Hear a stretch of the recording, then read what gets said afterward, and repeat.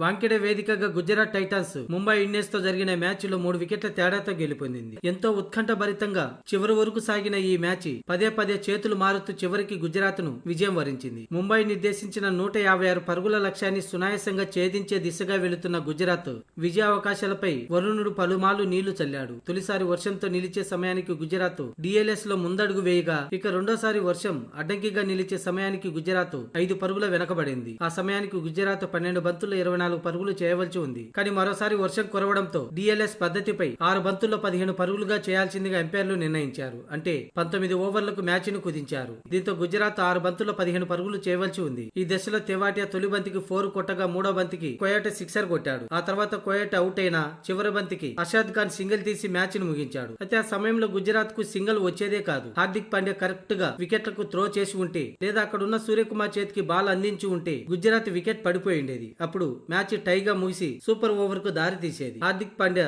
ఆవేశంతో విసిరిన త్రో అటు మ్యాచే కాకుండా ముంబై టై చేసుకునే అవకాశాన్ని కూడా కోల్పోయింది. అంతకుముందు హార్దిక్ పాండ్యా 8వ ఓవర్లో ఒక ఓవర్ కి ఏకంగా 11 బంతులు వేశాడు. అంటే ఇంచుమించు 2 ఓవర్ల బంతులు వేశాడన్నమాట. అందులోనూ ఆ ఓవర్లో 18 పరుగులు ఇవ్వడం మ్యాచ్ ఓటంలో అది కూడా ఓ కారణమైంది. ఇక చివర్లో హార్దిక్ పాండ్యా రన్అట్ చేయకపోవటం మరో కారణంగా నిలిచింది. అలాగే చివరి ఓవర్లో దీపక్ చాహర్ ఏకంగా 15 పరుగులు ఇవ్వడం మ్యాచ్ ఓటంలో కీలక పాత్ర పోషించింది. అయితే ఈ మ్యాచ్ లో ఓటమికి కారణాలు ఇలా ఉంటే, హార్దిక్ పాండ్యా మ్యాచ్ అనంతరం మరోలా చెప్పుకొచ్చాడు. మేము ఈ మ్యాచ్ లో 155 కాదు, మరో 25 పరుగులు తక్కువ చేశామనే అనిపించింది. ప్రత్యర్థి ముందు 180 పరుగులు ఉంచి ఉంటే ఈజీగా గెలిచే అవకాశాలు ఉండేవని హార్దిక్ పాండ్యా తెలిపాడు. అయితే తమ బౌలర్లు చివరి వరకు పోరాడారు. ముఖ్యంగా జారు విడిచిన క్యాచ్లు మాకు ఓటమిని శాసించాయని హార్దిక్ పాండ్యా తెలిపాడు. అలాగే వర్షం వస్తూ పోతుండడం ఫలితంపై తీవ్ర ప్రభావం పడిందని హార్దిక్ పాండ్యా తెలిపాడు. అయితే చివర్లో 2 ఓవర్లు ఆడి ఉంటే ఫలితం మరోలా ఉండేదని అన్నాడు. మొత్తంగా ఈ మ్యాచ్ లో ఓటమికి ప్రధాన కారణం బ్యాటర్లపైనే తోసేశాడు హార్దిక్ పాండ్యా. కానీ తక్కువ టార్గెట్ అయిన గుజరాత్ బ్యాటర్లు